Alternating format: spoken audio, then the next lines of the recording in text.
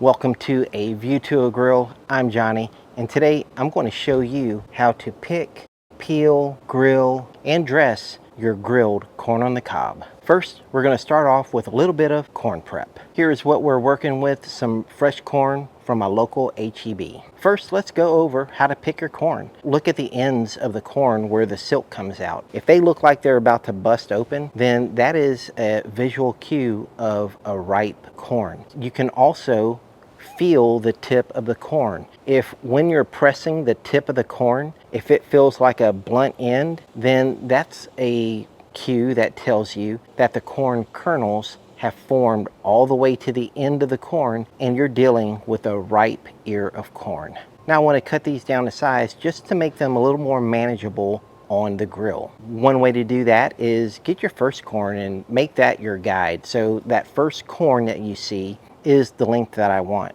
To get them to match, all I have to do is feel around for the little knuckle in the stem of the corn and then just snap it right there and take away the excess husk leaves. Another way to do that would be just to cut the stem of the ear of corn. When you do this, you're going to want to make sure that your chef's knife is sharp. Once it's sharp, you can then pin the end of the knife to your cutting board and then just use a rocking motion to cut straight down. And now I'm going to want to cut off the excess silk and corn leaves. To do that, I'll find the end of the corn and then using my finger as a guide, I'll just slice those right off. And now that I have all of those prepped, here's what I have. The silk ends are cut off, and that's important because in the next step, I'm going to want water to be able to seep in to the end of the corn. Also, the stems are about the same length. Consistent sizing will give us consistent results. Now I'll take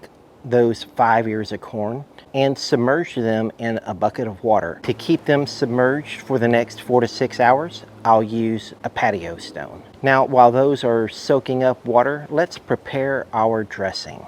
I'll have all of the exact measurements in the description below, but you're going to need a mixture of Italian herbs, paprika, salt, chili flakes, and lemon pepper. You're also going to need a couple of cloves of garlic and some olive oil. I'll start off by putting all of the dry ingredients in my cast iron mini cauldron.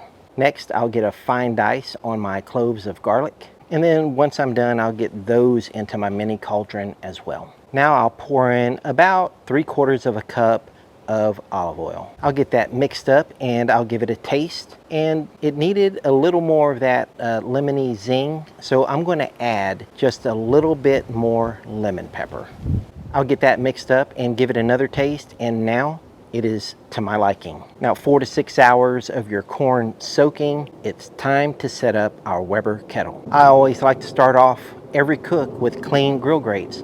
So I'll get that sprayed down, scrubbed down, and wiped down. I'm using Citrus Safe grill cleaner. This has become my favorite product to use when cleaning my grill grates. Now I do have a slow and sear, and normally I would use my slow and sear, but today I'm going to take that out and show you the setup I would use if I didn't have a slow and sear. Today we're using the 2-zone grilling method. With the Weber kettle baskets, I'm going to create a barrier and reserve about 1/3 of the bottom grate for my hot zone. The other 2/3, that's going to be my cool zone. And if you're curious, that gives you about the same amount of grilling space that you would have created with your slow and sear. And I always love it when I get a chance to open a new bag of Golden's cast iron lump charcoal, because it is always a goal of mine to get those strings to come off in one pull. Success. We're also going to start off with a full Weber kettle chimney starter. And now it's time to get the fire started. I'll just light up my chimney starter. Once the coals have ashed over,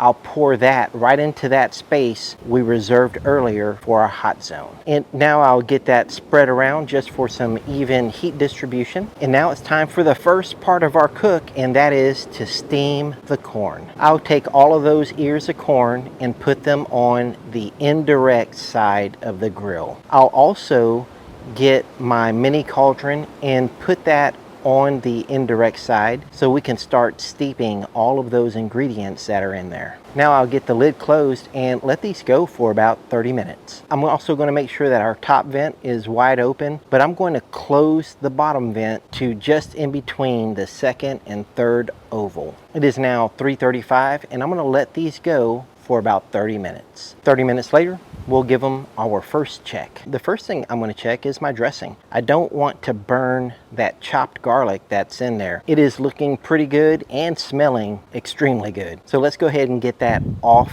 of the kettle. I'll give our ears of corn a quick flip and close the lid. And check out our corn dressing.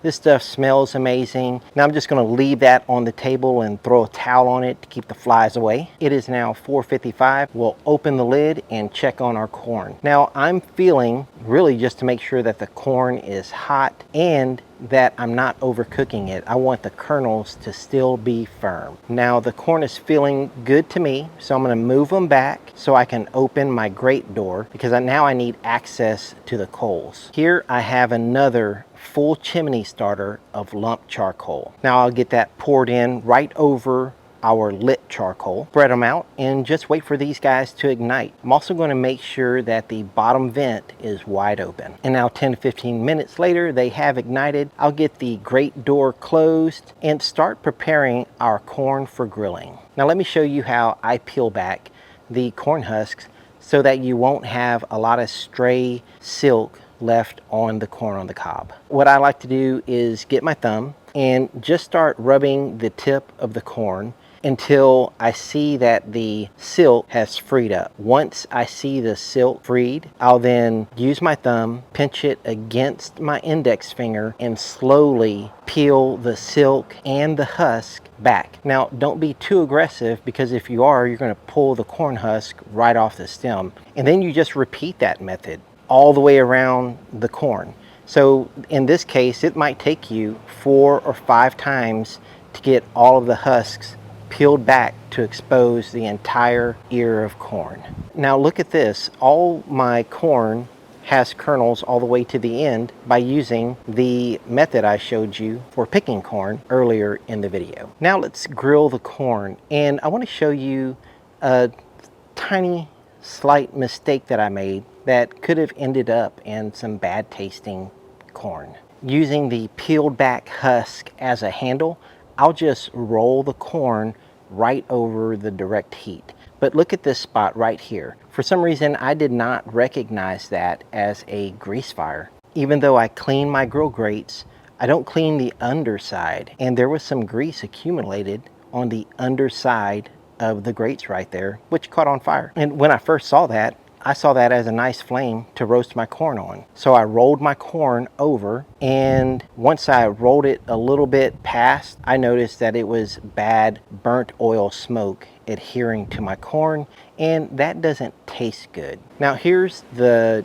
difference in the way it looks. This is bad burnt oil smoke, and this is good grill char marks. I recognize my mistake, move my corn off of that, and just back over the direct heat from the coals. And you're just going to keep rolling this around until you get to the color that you like. Now, this is the color that I like. Some people might like less. Some people may like more. Once you have them all grilled up, you can just move them over to the side like I did, just to keep them warm. And now it's time to dress our corn. To dress our corn, I'm going to use a silicone brush. But first, you're going to want to stir that around until you get to the consistency of an oily paste. And now just brush it on your corn. Be as generous as you want. As you can see here, I'm pretty generous with this because this stuff tastes amazing. And now it's time for the results. Now, I did notice, man, I'm pretty aggressive when I'm eating corn. I like to eat a whole row at one time. Who else likes to eat rows of corn? I go down one end and try to go all the way down the other end, and I do that all the time. Oh yeah, that corn was amazing, and it is so good that you might just be satisfied with just eating corn on the cob today. Now, if you haven't already subscribed to my channel, go ahead and take a little time to do that now. Thank you for watching A View to a Grill. I'll see you guys next time. Take care, y'all.